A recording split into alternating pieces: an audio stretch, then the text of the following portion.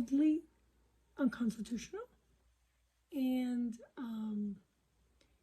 there have been errors in their interpretation, and some judges have based their reasoning on breakfast they had, and like the abortion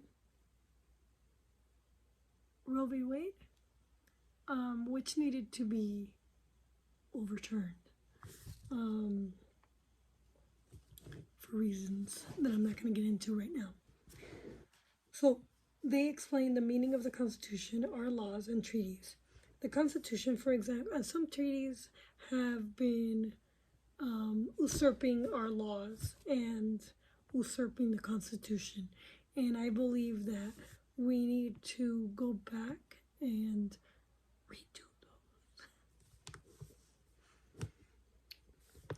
The Constitution, for example, says that the president, if the Senate approves, may appoint certain officers.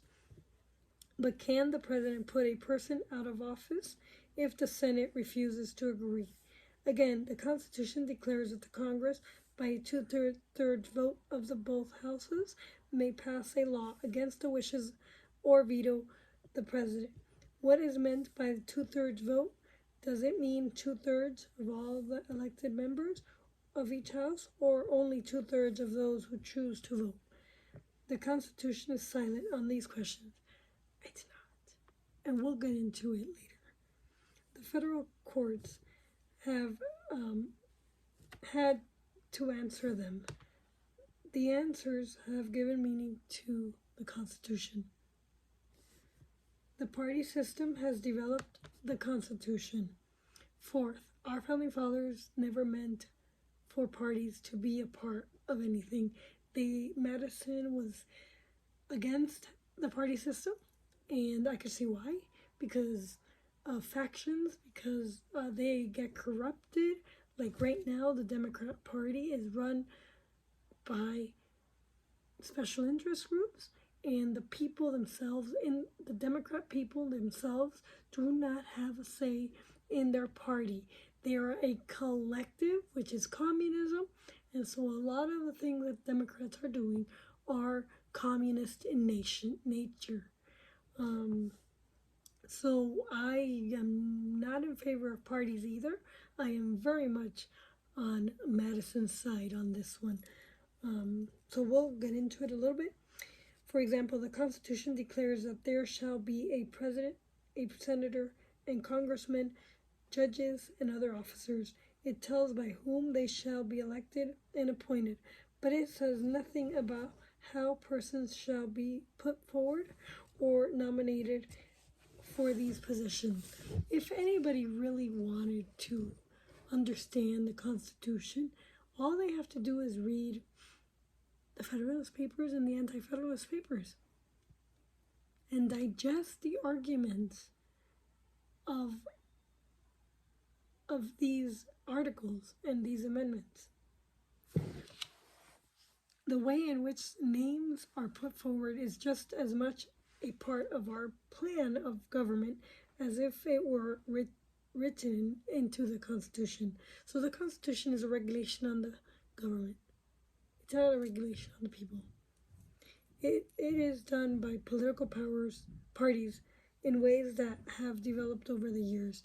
Political parties didn't start in this country until 1965, when Abe Lincoln became president.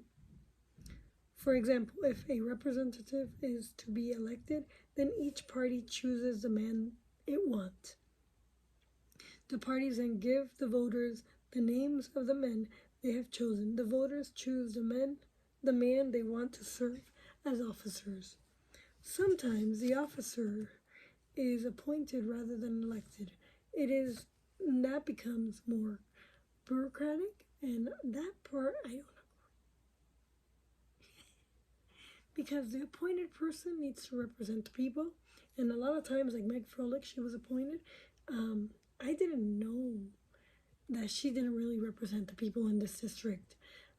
She was, when you get appointed, sometimes you have favors for the people who appointed you, and you represent those people who appointed you, and you forget that you have to defend the Constitution. So I rather be elected by the people.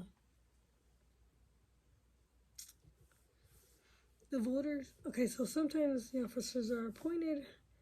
It is the custom of the president, for example, to appoint a man from his party unless the laws say no. Other elected officers, governors, and mayors usually follow the same practice. The Constitution does not even mention political parties because our founding fathers did not like the parties and did not really put much credit into political parties. And can you see why? It is because of corruption within the parties that political parties were disfavored by our founding fathers. Right now, we have a lot of corruption in our party system, and both parties are at fault. Yet they have helped to make our plan of government work somewhat. I think more than help, they've actually made it worse. Because parties, by their nature, implies collectivism, and in this country we are individuals, not collectives, and so each representative must listen to the individual person who elect them, and the parties sort of like wash that over, and so our representatives forget that they represent actual people. So that's it for other changes in the Constitution.